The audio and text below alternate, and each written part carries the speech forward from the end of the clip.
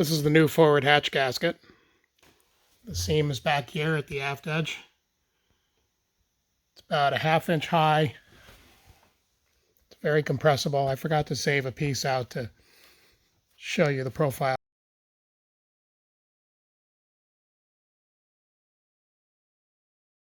It's hollow in the center, and it's got these ribs on it to help stem water flow. The corners are bent around so they're consistent, they're solid on the outside. I cut a little wedge out to make it turn the corner. Self-adhesive with a high-end 3M adhesive. So here's the new gasket. We'll try that out.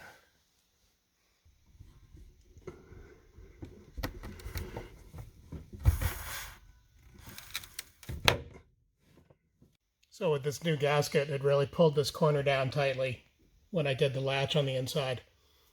I secured that latch block with epoxy because the screws were just pulling out. But now it's good and tight all the way around. And you could hear it hiss and compress when I pulled the latch. So I think this is going to be good.